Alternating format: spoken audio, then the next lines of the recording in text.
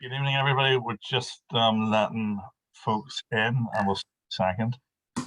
Okay, so welcome to tonight's lecture, which is organised by the Ulster Society of Irish Historical Studies in conjunction with the Public Record Office of Northern Ireland.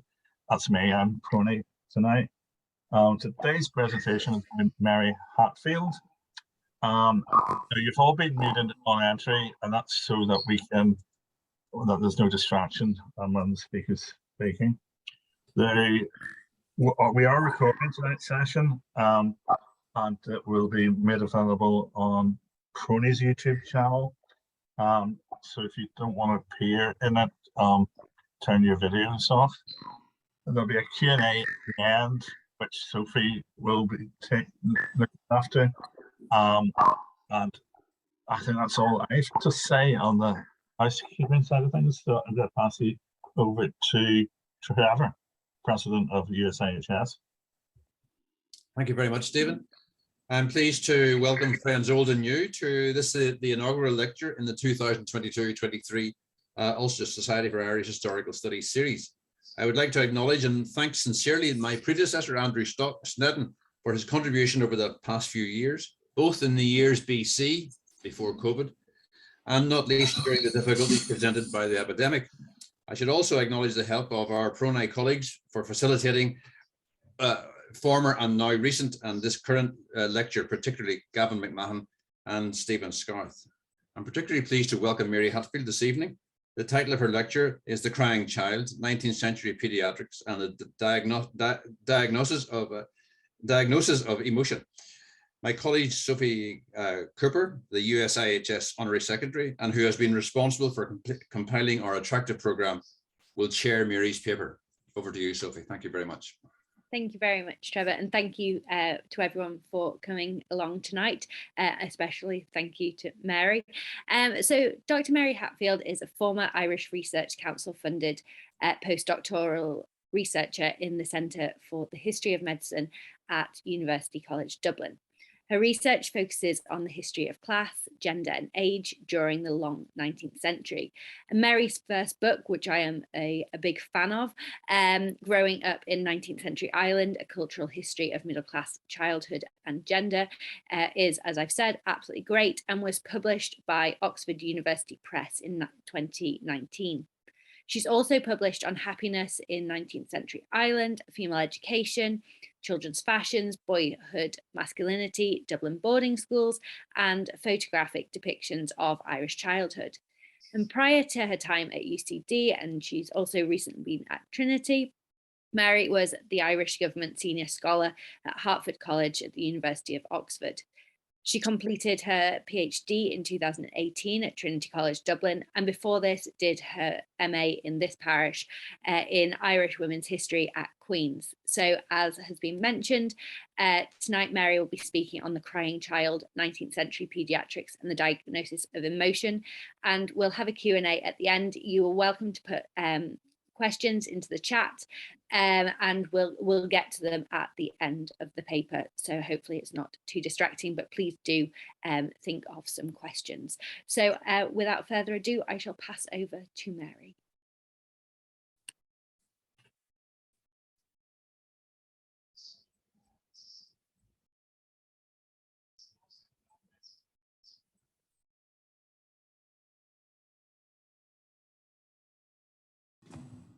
Sorry there, I was trying to unmute myself, but I think you have the ultimate power there, Sophie. Cheers, thanks very much for that introduction, and thanks very much to the Ulster Society for Irish Historical Studies for inviting me to give this lecture, as well as to PRONI for hosting tonight. It is great to be back on the lecture circuit after a long hiatus of COVID and a few other things, so thanks very much for hosting. As Sophie mentioned, this lecture tonight is based on a wider project I've been working on the history of Irish pediatrics that was based in UCD in Chomey there. So I'm still sort of working through a lot of this material, kind of coming up with the manuscript. It is eventually going to make it into some sort of a book, we hope, fingers crossed. But this is sort of, you could say, sort of a chapter of the book, which is looking at how definitions of emotion and emotional health are being translated into pediatric texts and medical ideas about childhood during the period. So just to give you sort of a sense of where it's coming from. So I'll begin. Let me just share my PowerPoint here with you all. One moment. Let's see here.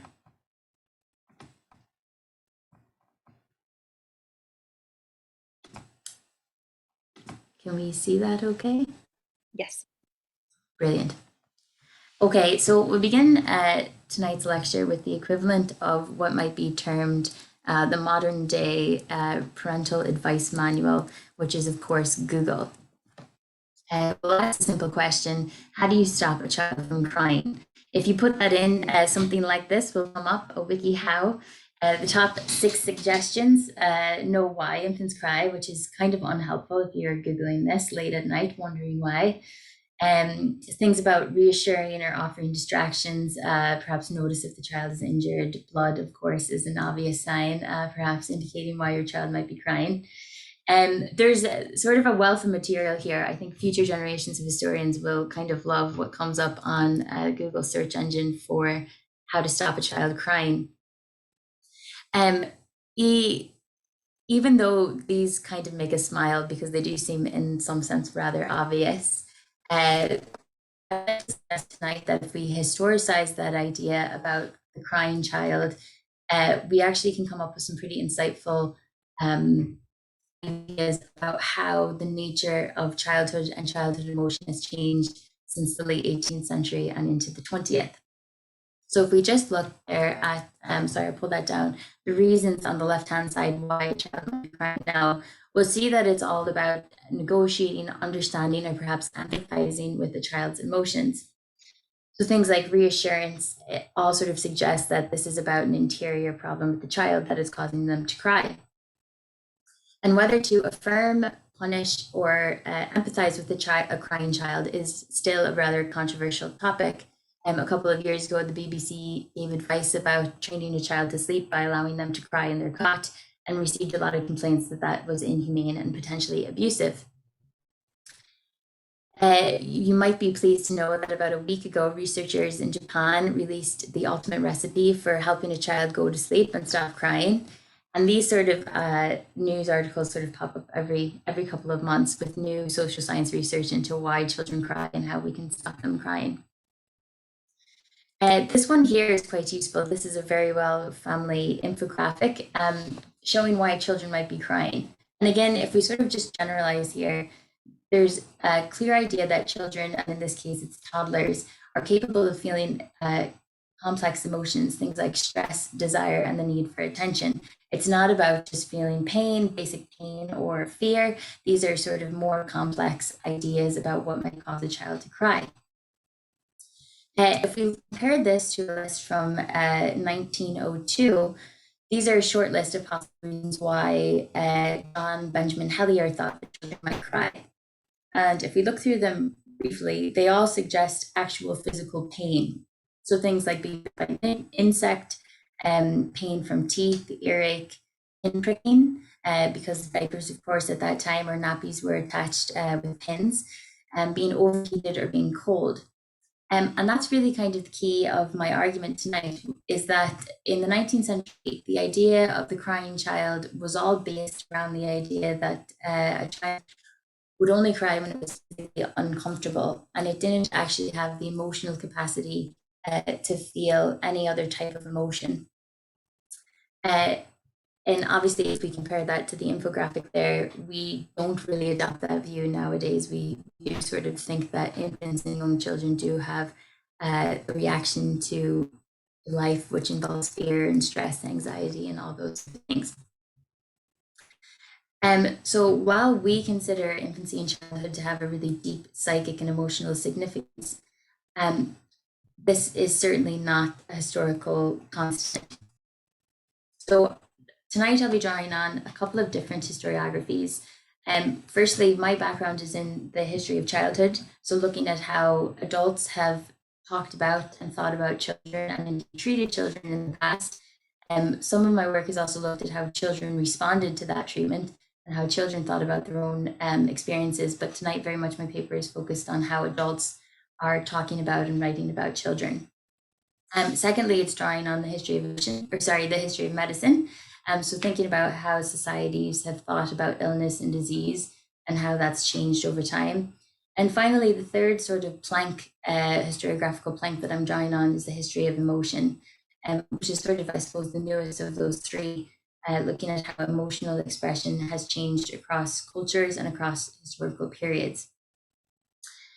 This is kind of a really useful way of looking at the history of childhood, because children have to sort of be trained to exhibit the correct emotional composure, which means that if we're trying to get at what the sort of acceptable emotional culture of a particular time is, children are very useful to look at, because adults have to make their expectations very explicit when it comes to children as to how they expect them to behave. So, for example, if we're thinking about how a child is expected to behave at a religious service, they're not allowed to be disruptive, to cry, to run about, or to express loud emotions, we could say, whereas those exact behaviors might be permissible at home or in the home life.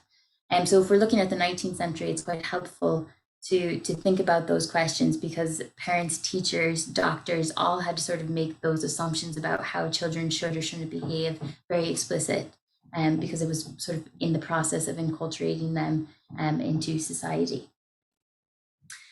So when 19th century physicians are talking about the feelings of infants and children, when they're describing the interior life of children, they're doing so with a set of assumptions and models of human behavior, which were a sedimentation of existing philosophies of the mind, empirical scientific development, and of course, their own personal experiences and clinical practice. So the literature around emotional management and childhood feelings suggests a shift both in the scientific understanding of the nervous system and of the brain itself, as well as a cultural reimagining of interiority of children's minds and the authenticity of childhood emotion. So this debate is happening as much in philosophical circles as it is in medical circles, and it's connected to very early ideas about empiricism and epistemology, as well as things like education and enculturation, which I've mentioned already. So basically, the first half of the lecture, I just want to kind of talk about some of the intellectual debates and ideas that are happening around what children can feel and how they come to know the world. And secondly, we'll look at some of the texts or parenting manuals that were written for parents and teachers to talk about how emotional performance was discussed and used in medical and educational assessment. So that's kind of the structure of my talk tonight. So to do so, we'll begin with the very recognizable figure of John Locke. Locke's reputation as the father of British empiricism is well established, and here my intention really isn't to get into him too deeply, but just to sketch out briefly how some of his ideas about childhood and the nature of mind are really influential on later Irish ideas about childhood emotion. I'm really not overly interested in Locke himself, although he is a fascinating character, but more so in how he's received in Ireland, and then how his ideas are sort of reinterpreted and then reimagined within medical circles later on in the 19th century. For historians of childhood, of course, John Locke is sort of identified as the key figure in modern educational philosophy, as well as childcare in the Anglophone world. His work as a political philosopher is obviously more famous, and it sort of overshadows that he was indeed trained with a sort of medical background. After he got his BA in Oxford, he pursued medicine with a studentship at Christ Church College. The choice of a medical career opened opportunities, which then led to the development of Locke's political thought. In 1667, he became the personal physician to Lord Shaftesbury and moved into political exile with the family in 1675. And during this time, he treated a few child patients, including Shaftesbury's children, and he kept careful notes about their condition and treatment. Locke's interaction with children as both tutor and physician was really important in the development of his prescriptions for children, and he worked with other English families as well during this time. So his quite famous text in regards to the history of childhood is Some Thoughts Concerning Education, first published in 1693. And this was actually as a series of letters to a friend of his, a Somerset landowner, Edward Clarke, who was about 8 years younger than Locke and had 8 children, and was writing to Locke, was sort of asking advice about how to educate his son. So Locke's thoughts on childcare were indeed an extension of his wider arguments about the nature of knowledge and the human mind, which we can see in his earlier publication of an essay concerning human understanding, which is widely considered his masterpiece and was a sort of significant departure in British empiricism. In it, Locke is arguing that there's basically no innate ideas or primary notions, and this is a sort of idea of the tabula rasa, or the blank slate.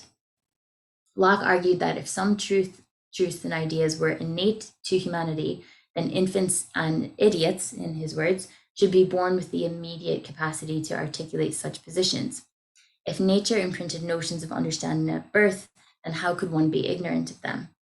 So from the very outset, I suppose, Locke has always been understood as somebody who is sort of prescribing that mankind can be very much shaped by his environment. And if you were sort of generalizing in the nature versus nurture argument, Locke is very much somebody who believes that nurture is more important than nature.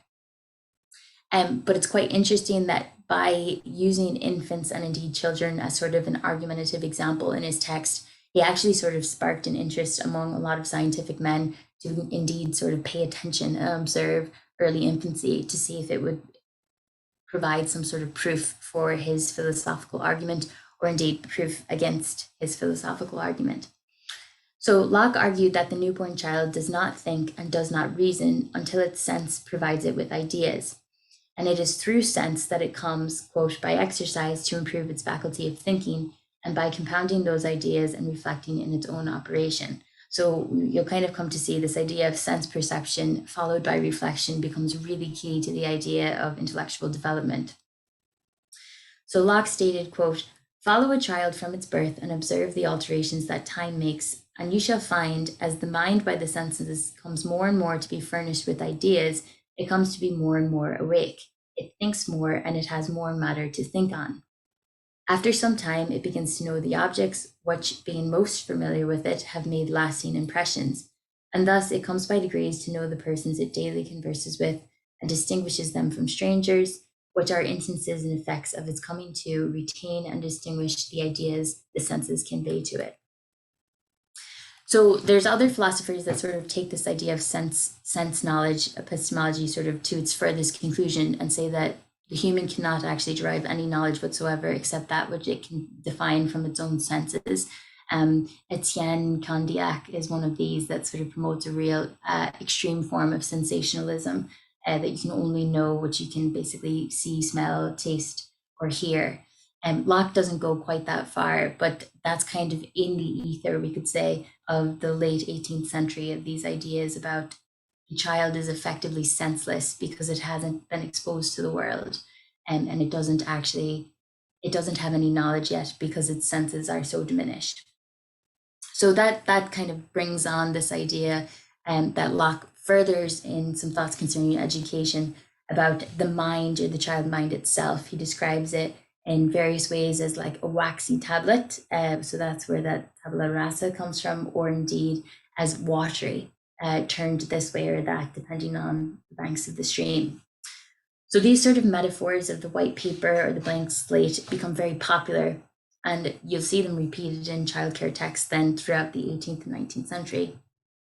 I believe that these are sort of latched onto on one hand because they provide a great sense of positivism in childcare and indeed in educational texts, that we can actually improve society and the child is the way to do it because they're so malleable. So there's a great sense of kind of enlightenment, enthusiasm for the scientific project of improving humanity through improving the child.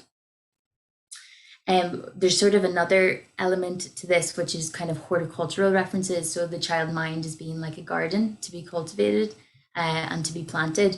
And we see that come up again in the 19th century with cell theory and other descriptions of the nervous system as a kind of horticultural garden of sorts, and that the child mind can be pruned, and it can be expanded to sort of go in one direction or go in another, And this is kind of how early ideas about the myelinization of the nervous system is structured. So again, the metaphors are quite interesting to me because the metaphors sometimes outlast the ideas themselves in terms of how we think about and talk about the child mind.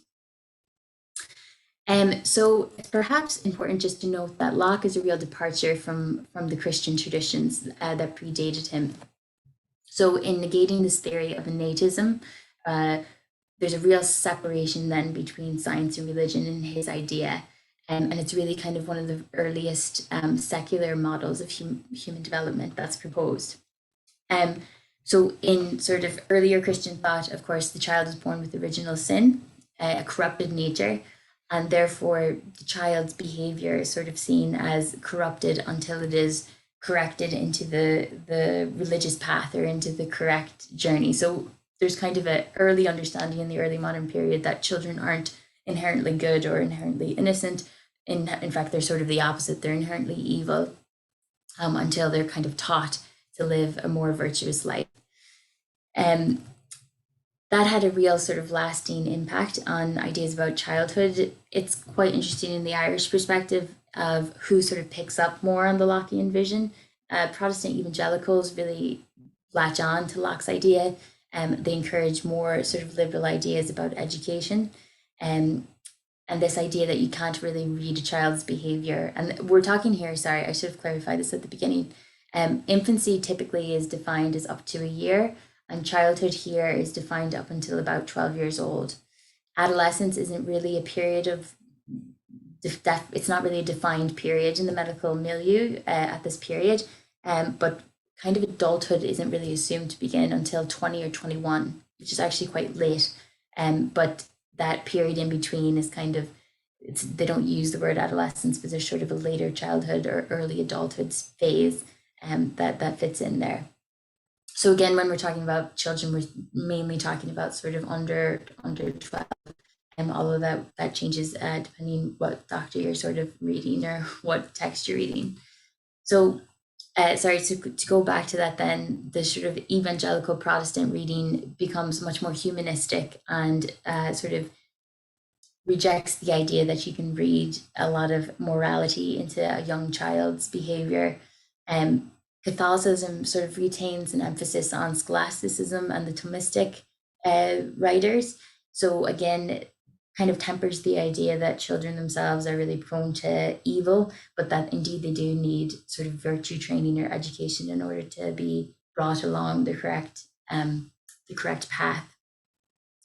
And then again, the Presbyterians kind of have a different interpretation of this as well. So I won't get too much into the detail, into the weeds on that, but it is sort of an interesting view in terms of how those different religious communities sort of adopt and then reinterpret a lot of Locke's ideas. So the enduring legacy of Locke's empiricism is that it supplies a language and an imagery for describing the nature of education and childhood growth. And growth becomes very important in the 19th century, as we'll see a little bit further on with figures like Darwin. So Locke used the infant mind as proof of his thesis, and then his supporters and detractors had to contend, at least in theory, they don't always have children themselves, but they're contending, at least in theory, with this idea about infancy and childhood, right? It's integral to the sort of philosophy of the mind that's being discussed during this period. So we do see a greater attention and observational studies done then of language acquisition and infantile intellectual development towards the end of the 18th century. Within Ireland then, Locke is well received. Some thoughts concerning education is published 5 times in Ireland during the 18th century, and it holds great appeal into the 19th. It's reprinted and translated very rapidly kind of throughout Europe, but especially with the English language editions in Ireland. William Molyneux had a lot to do with the initial warmth to Locke's ideas. He raised his son Samuel according to Locke's prescriptions, and then published his own personal correspondence with Locke during this period. And we see other figures like George Berkeley and John Tolan, contemporaries with Locke, that are sort of espousing his ideas and giving them a little bit more attention in popular print. So moving on then to the 19th century and kind of the reinterpretation of Locke within Irish pediatric thought. There's two figures that are quite important, Henry Monsell and Richard Evanson. Henry Monsell was the professor of midwifery and obstetrics, and Richard Evanson was professor of medicine with the Royal College of Surgeons in Ireland. They published a textbook of pediatrics, which went through 5 editions between 1836 and 1847. The textbook was based on their practical experience treating children at the Dublin Institution for Children. For both of them, the growth of the child body is, quote, so uniform that successive developments of different parts observe stated periods and a well-known order. So their pediatric text is really designed to say that childhood and infancy happen in a generalized nature of growth. These things can be observed across all children, and the tendency then is to say that all children should hit these markers at a particular time. If they don't, something's abnormal, something is disordered. And that's, again, kind of this 19th century organizing principle of trying to gather large sets of data about infant and child growth, and then setting bars or standards for things like weight, height, and developmental characteristics. That's quite important in terms of intellectual development and emotion, because they're trying to observe on a sort of wide scale, not simply 1 or 2 case studies, but trying to gather large sets of data in order to quantify what is in fact normal childhood. So they, in a way that once you've read Locke, when you go to read their text, it feels almost like a bit of plagiarism. They describe childhood development as a progression through stages of sensation, perception, and reflection, which is basically exactly what Locke had prescribed. So these faculties are essential for the development of memory and identity. So they believe that the infant is completely unable to observe and consider the external world, and therefore the infant is devoid of thought and incapable of perception. Perception are dull or absent. Its cries and movements are looked on as completely involuntary. So again, if we kind of go back to those original infographics that I showed that were a bit of a laugh, there's quite a different idea here, which is that the infant isn't capable of having any sort of complex emotions. Even to feel fear is not really acknowledged. The cries are simply involuntary and instinctual. They don't actually suggest any sort of deeper emotional distress. For Monsell and Evanson, it's after that first year mark that they would expect that the infant begins to show signs of intelligence. Indeed, these are borne out by physical markers. The forehead would become more flattened and the arms and legs gain firmness. The child's increased perception would supply the mind with materials of knowledge and business for thought, and the nerves would develop even later in childhood during the 2nd and 3rd year, when the activity of the ganglionic system of nerves becomes more manifest. And with that, the cerebrospinal system comes more into play, and the body, quote, gradually losing the characters of infancy, begins to assume the attributes of adult age. So much as Locke had described childhood as a period for developing sort of lifelong habits and virtues by sense perception and increased sense perception over time, Monsell and Evanson believe that sensations encountered during infancy and childhood were indeed long-lasting. And there's a real acuteness in these early impressions that they sort of warn parents and indeed medical practitioners to watch out for, because those early impressions, as they say, and again, it's going back into that metaphor of the blank slate or sort of the waxy tablet, that those early impressions on the child mind are sort of indelible and will forever shape the direction of that child's development in later childhood. So they also suggest that the development of the senses is the first within moral development, and higher sentiments, generally speaking, come more slowly. So again, we're seeing a metaphor here of the more sense perceptions you have, the greater than moral power, moral virtue grows through knowledge, and these sort of all attain their culmination in adulthood. I've been kind of tracing how Monsell and Evanson developed their ideas through different editions of this text.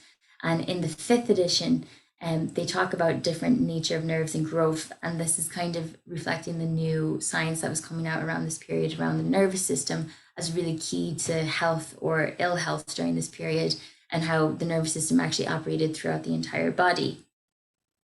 So they describe how in both systems of nerves, sensibility precedes activity. And this is really important. Again, this is going back to the Locke argument that sense perception always has to precede knowledge. And if the reverse were true, the sort of whole philosophy of knowledge and epistemology would be upended. So they say again, quote, at first from sensation to motion, though afterwards the opposite obtains. Sensation awakens and the senses successfully and rapidly expand. Perception is manifested and reflection in due time succeeds. Thus endowed, the child is competent to voluntary efforts and muscular power is proportionally developed and brought into action. So again, the sort of physical is always secondary to the sense perception. So I want to just actually move on here in the last couple of minutes and just discuss about how these ideas are actually implemented by physicians that are seeing children in their offices and in hospitals.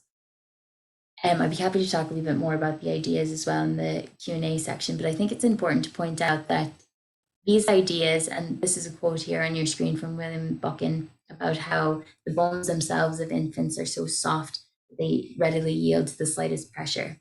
Again, going back to that waxy tablet metaphor, that the child is just the sponge that's collecting all the cultural influences and all of the environment. And so a degree of positivism in terms of if we can reshape the environment that the child is born into, we can sort of reshape all of society. This actually isn't borne out in what we know from case notes and personal correspondence from physicians. They don't actually think that the child is completely an open sponge with no capacity for emotion and no capacity for thought. Dr. William Drennan remarked in private correspondence to his sister Martha McTeer that his firstborn son Thomas, at 2 months of age, displayed signs of passion and intelligence that were very surprising. He commented, quote, "They say nothing so uniform and unvaried as an infant's countenance, but I can count at least a dozen of miniature passions which shift across it daily." Again, we can see how, as a father, he sees a sort of different side to the infantile sense, perception, or emotion than he does as a physician. We can also see that crying, and returning to that notion of the crying child, plays a really key part in diagnostic procedures for doctors during this period. Crying and physical pain are closely associated. And so they use that information and they note it in their casebooks. So we have an example of such a casebook from an anonymous physician who's working at the Pitt Street Institute, which is one of the earliest pediatric hospitals in Dublin, and describes sort of each of his encounters with the patient, and typically will include some sort of description of their emotional state. So, for example, a 16-month-old called F. Carr was brought in on the 20th of June, 1842. And the first comment the doctor records is that the child was very strong and passionate with a large head. The child was subject to fits of crying and seemed to be teething and had a touch of bronchitis. On July 3rd, the physician sees the child again and records that the child's cry is a little bit hoarse and he starts from sleep and is very restless. But the teeth appear to have come out. And then a month later, baby Carr is presented again, but this time much worse, with his eyes half closed, very violent and irritable. 2 days later, the physician reports that the child awakes screaming angrily. His eyes are half closed and rolled back. 2 days later, again, we're kind of tracing the whole health pattern of the child here. The crisis seems to have abated and the baby looks about and is noticing things. He seems to be resting well and easy and his head is erect, moving from side to side. Unfortunately, in this case, the signs of a calmer baby did not result in a good outcome. Baby Carr died the following day of convulsions. It's very interesting going through these casebooks to note how much the doctors, particularly with younger children, are very careful to note their emotional state, to note when they are crying, when they're not, and even in detail to note what type of a cry the child is exhibiting. And they can tell the difference between a hoarse cry or a bored cry or a very distressed cry. Again, sort of the opposite of what the typical medical textbook of the time was sort of suggesting about what the infant was capable of. We can also see how a cheerful child was a sign of good health. Again, with the casebooks, if a child is happy and smiling, it could sort of mislead a doctor into thinking a child was healthier than it was, as in the case of Frances Cargill, aged 2.5, who was playing about and smiling, and unfortunately died very surprisingly after 48 hours in Pitt Street Institution. And again, the doctor in the case book expresses just surprise that because the emotional state of the child was so good that the malady was not really detected. So I'll finish up here just to leave time for questions. This is sort of a hodgepodge in a way of a lot of different sort of ideas on thinking about how the figure of the crying child kind of changes through time, and how thinking about a child's ability to feel and what they can feel at any particular time actually suggests a great deal about what we think about children and childhood, and indeed what sort of treatment children should receive at any given time. And lest we think that these debates about children's ability to feel are just a matter of ancient history, it's as late as 1985 that in open heart surgery on a young infant, Jeffrey Lawson, was carried out with no pain medication administered whatsoever. He was given a paralytic agent, but no anesthesia or analgesia was given during the operation. And this followed sort of accepted medical theory at the time that very young infants weren't able to feel pain because they lacked sufficient myelinization of the nerve. Unfortunately, baby Jeffrey died shortly following that open heart surgery, and it was in the sort of inquest into his death afterwards that his mother had the records opened up and discovered the circumstances surrounding the surgery, and that he wasn't given any pain medication. And that sparked again a sort of outcry and an interest into this idea again of whether or not infants can feel pain, and whether their crying actually is related to physical pain or sort of emotional pain. It's only in 2015 that researchers in Oxford did a series of brain scans to prove conclusively once and for all that newborns indeed do feel pain. They did this by doing sort of a pinprick test with infant feet, and that activated 18 regions of the brain for newborns. Indeed, it created a response in 20 regions of the brain for adults. So we're seeing a pretty similar response to pain for infants and adults. But that sort of just suggests how long running these ideas are within the medical community around sort of the ability of children and infants to feel pain, and indeed to correctly display and perform that type of emotion in the clinical setting, and what that sort of means. So I think that's sort of an interesting way of getting into a lot of these intellectual arguments and these sort of philosophical debates that are happening, and then sort of playing those off the actual case books and correspondence suggests just the complexity of how people think about and convey information about their interior life, and indeed the emotional state of the child. So I'll leave it there. Thanks very much. I'm happy to answer questions.